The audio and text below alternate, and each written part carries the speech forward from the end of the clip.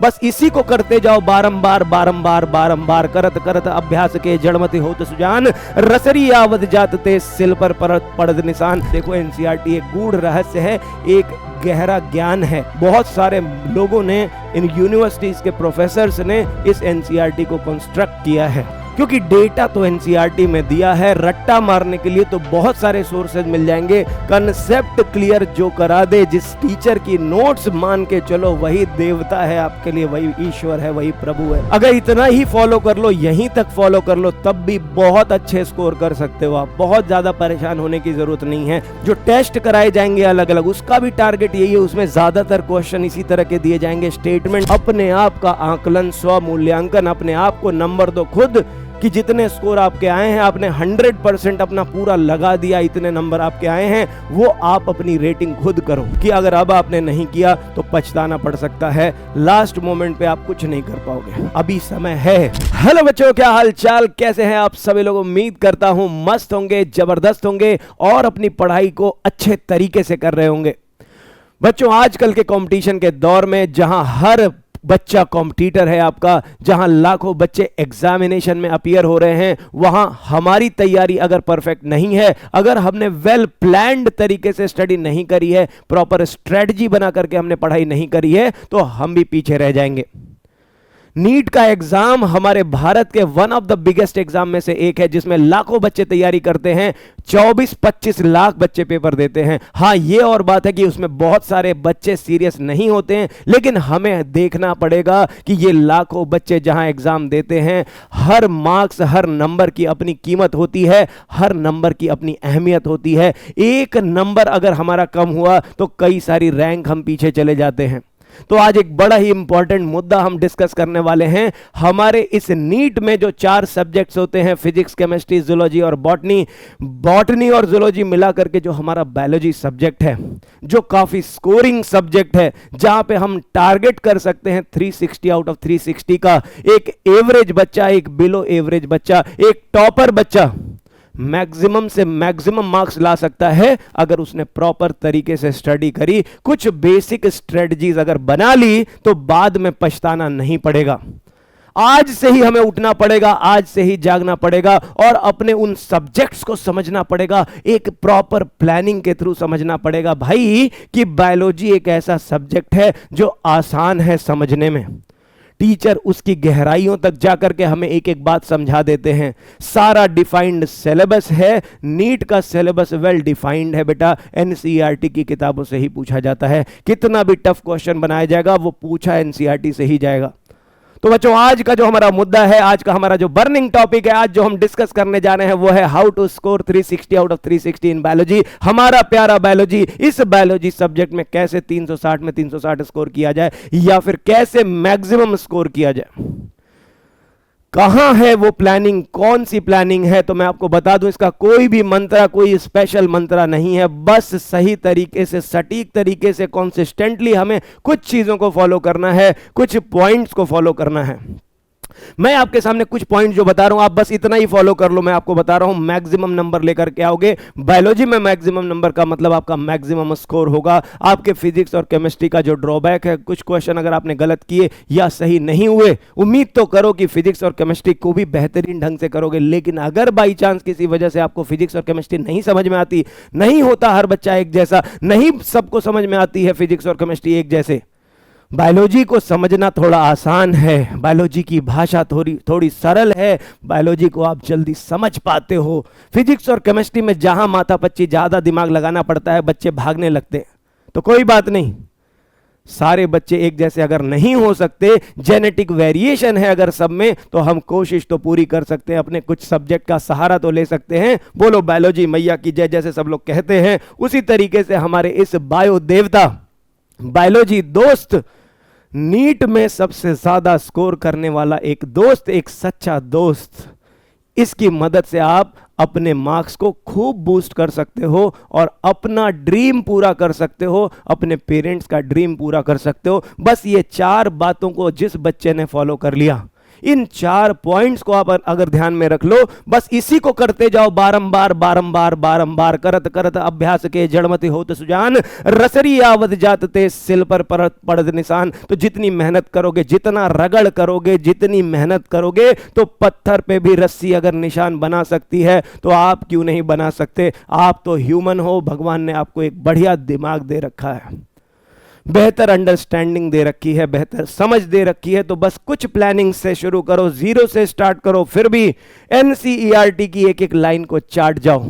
जब भी एनसीईआरटी को पढ़ो, एक एक चैप्टर को पढ़ो, हर लाइन से क्वेश्चन पिक करने की कोशिश करो। देखो, सोचो, समझो कि उस पैराग्राफ के अंदर क्या क्वेश्चन बनाया जा सकता है, उस पैराग्राफ में क्या ऐसा इंपॉर्टेंट है जिसको भूल सकते हो आप। तो उसको नोट्स में, स्टिकी नोट्स के फॉर्म में लिखो, या अपनी खुद की हैंड राइटिंग में एक कॉपी बना लो, उसमें लिखो। केवल 2 पॉइंट लिखो, केवल इंपॉर्टेंट पॉइंट लिखो, पूरा पैराग्राफ लिखने की जरूरत नहीं है। और खुद से क्रिएट करो question, create your own questions, create your own question. अपने खुद के क्वेश्चन खुद से क्रिएट करो, कोशिश करो अपने आप को फंसाने की, अपने आप को खुद उन क्वेश्चंस में उलझाने की कोशिश करो कि अगर मैं ऐसे क्वेश्चन बनाऊं किसी और के लिए तो मैं भी उसको उठा कर पटक सकता हूं ऐसे क्वेश्चन में। फिर लड़ो उसी से, ऐसी प्रैक्टिस करो कि कोई और वो प्रैक्टिस सोच भी ना सके। हर क्वेश्चन में, हर लाइन में छिपा हुआ, आप देखो, एनसीईआरटी एक गूढ़ रहस्य है, एक गहरा ज्ञान है। बहुत सारे लोगों ने, इन यूनिवर्सिटीज के प्रोफेसर्स ने इस एनसीईआरटी को कंस्ट्रक्ट किया है। कई सारी किताबों का निचोड़ निकाल करके एक किताब बनाई है एनसीईआरटी की। तो आप चाहो तो उस एनसीईआरटी की किताब का बेहतरीन यूटिलाइजेशन कर सकते हो। और जितना रिपीट करोगे, जितनी बार एनसीईआरटी पढ़ोगे, मैं आपको बता रहा हूं, हर बार कुछ नया सीखने को मिलेगा, हर चैप्टर से कुछ नया निकाल सकते हो आप। ये समुद्र का एक ऐसा मंथन है जिसको जब निचोड़ोगे तभी कोई ना कोई रत्न उसमें से निकल करके बाहर आएगा और आपको एक नया कंसेप्ट दे करके जाएगा, एक बढ़िया कंसेप्ट दे करके जाएगा। तो आप सबसे पहला काम तो एनसीईआरटी को करो और उसमें से खुद के अपने क्वेश्चन क्रिएट करो और खुद से उसको सॉल्व करने की कोशिश करो। ये सबसे बेहतरीन तरीका है एनसीईआरटी पढ़ने का, क्वेश्चन क्रिएट करके क्वेश्चन के फॉर्मेट में समझने का। और दूसरा, आपकी क्लास में जो आप जिस बैच से पढ़ते हो, जिस क्लास में पढ़ते हो, जिस टीचर से पढ़ते हो, उसकी नोट्स को फॉलो करो, क्योंकि टीचर को पता है प्रीवियस ईयर्स के ट्रेडिशन क्या थे, किस टाइप के क्वेश्चंस पूछे गए थे पिछले कई सालों में, क्या पूछा गया होगा इस टॉपिक से, मैक्सिमम टू मैक्सिमम इस टॉपिक से कहां तक क्वेश्चन पूछे जा सकते हैं। तो वो चीज आपकी अपनी तैयार रहेगी, उसके ऊपर आप फोकस करो। तो टीचर की क्लास नोट्स का इस्तेमाल अपने कॉन्सेप्ट क्लियर करने के लिए यूज करो। कॉन्सेप्ट क्लियरेंस में जो सबसे बेहतरीन आपको यूज होगी वो होगी क्लास नोट्स। आप देखोगे ज्यादातर क्लास नोट्स ऐसी होनी चाहिए, टीचर का पढ़ाया ऐसा होना चाहिए, उससे आपके कॉन्सेप्ट्स क्लियर हो। क्योंकि डेटा तो एनसीईआरटी में दिया है, रट्टा मारने के लिए तो बहुत सारे सोर्सेज मिल जाएंगे। कंसेप्ट क्लियर जो करा दे, जिस टीचर की नोट्स मान के चलो, वही देवता है आपके लिए, वही ईश्वर है, वही प्रभु है। तो अपने खुद की नोट्स बना सकते हो और टीचर के कंसेप्ट का इस्तेमाल अपने खुद के कंसेप्ट क्लियरेंस में यूज करो। तीसरा और चौथा पॉइंट भाई साहब, पहले कंसेप्ट क्लियर हो गया, एनसीईआरटी की रीडिंग हो गई, अब अपनी गहराई नापने के लिए, नॉलेज की डेप्थ को समझने के लिए क्वेश्चन की प्रैक्टिस करो, क्वेश्चन करो, वैरायटी ऑफ क्वेश्चंस करो। नंबर ऑफ क्वेश्चन से ज्यादा वैरायटी ऑफ क्वेश्चंस पे फोकस करो। जितनी वैरायटीज होंगी क्वेश्चंस की, जितनी बेहतरीन वैरायटीज आप करोगे, जैसे आजकल स्टेटमेंट वाले क्वेश्चन बहुत पूछे जाते हैं, तो स्टेटमेंट बेस्ड क्वेश्चंस या फिर जो आपके मैच द कॉलम वाले क्वेश्चन हैं, मैच द कॉलम वाले क्वेश्चन हैं, या फिर असर्शन रीजन वाले, रीजनिंग वाले, जहां लॉजिक लगती है, वो असर्शन एंड रीजन वाले क्वेश्चन के बारे में ज्यादा कोशिश करें, उनकी प्रैक्टिस ज्यादा करें। जितनी ज्यादा से ज्यादा प्रैक्टिस होगी, जितनी ज्यादा से ज्यादा वैरायटी ऑफ क्वेश्चंस आप लगाएंगे, कंसेप्ट बूस्टर उतना ही ज्यादा होगा। अगर इतना ही फॉलो कर लो, यहीं तक फॉलो कर लो, तब भी बहुत अच्छे स्कोर कर सकते हो आप। बहुत ज्यादा परेशान होने की जरूरत नहीं है। आप देखोगे प्रीवियस ईयर्स का जो ट्रेडिशन है, ये जो टेस्ट है आप जब दोगे, तो टेस्ट का जो आपके टेस्ट होते हैं अलग अलग, जो टेस्ट कराए जाएंगे अलग अलग, उसका भी टारगेट यही है। उसमें ज्यादातर क्वेश्चन इसी तरह के दिए जाएंगे, स्टेटमेंट बेस्ड होंगे, मैच द कॉलम वाले। आजकल हर कोई यही टेस्ट बना रहा है, हर टीचर को यही इंस्ट्रक्शन है कि भाई साहब इसी तरह के क्वेश्चन बनाओ जैसा नीट का पैटर्न है।